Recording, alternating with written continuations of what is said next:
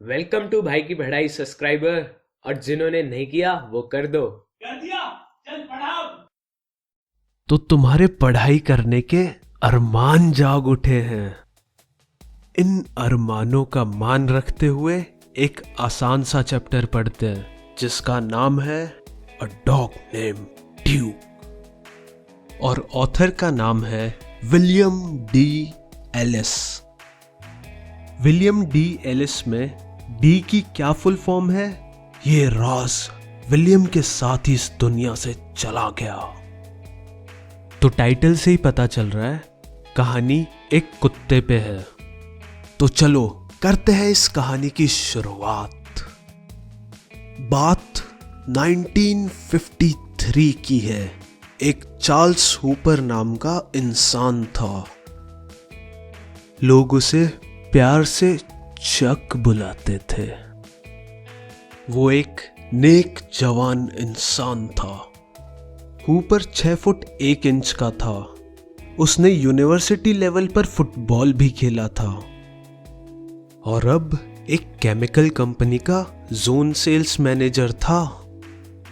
उसकी जिंदगी एकदम धाकड़ चल रही थी। उसकी एक हॉट सी वाइफ भी थी मर्से। उसे अब जिंदगी में कुछ नहीं चाहिए था। पर एक दिन जब हूपर अपनी गाड़ी में ऑफिस से घर जा रहा था, तब एक गाड़ी अचानक से उसकी गाड़ी के सामने आ गई और एक्सीडेंट हो गया। उसके दिमाग के मोटर सेक्शन पे चोट लग गई थी। मोटर सेक्शन दिमाग का वो हिस्सा होता है जो हमारी बॉडी की मूवमेंट्स को कंट्रोल करता है।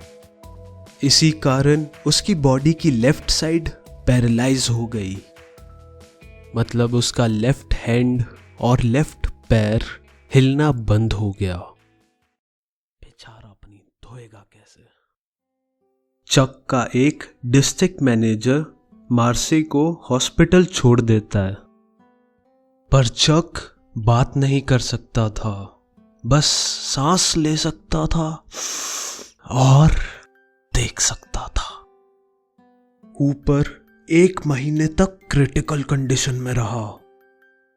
5 हफ्ते बाद कंपनी से कुछ लोग हॉस्पिटल आते हैं और हूपर को 1 साल की छुट्टी लेने को कहते हैं और ये भी कहते हैं कि जैसे ही वो ठीक होता है उसे कंपनी के हेडक्वार्टर में एक डेस्क जॉब दे दी जाएगी।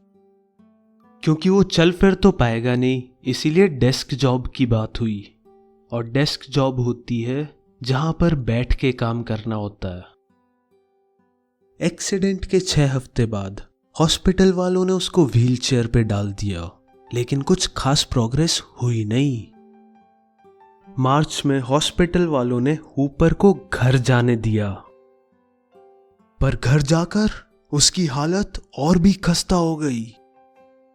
क्योंकि हॉस्पिटल में उसके साथ उस जैसे बहुत सारे लोग थे और उनके साथ वो टाइम पास कर लिया करता था, शायद 3 पत्ती वगैरह खेलकर। पर घर पर वो अकेला था। सुबह मर्स से काम के लिए चली जाती थी और ड्यूक को कैनल में रखा हुआ था। और चक बेचारा घर पर अपने थॉट्स के साथ अकेला था। चलो अब मुझे भी किसी चीज के सपने लेने हैं, तो मिलते हैं नेक्स्ट एपिसोड में।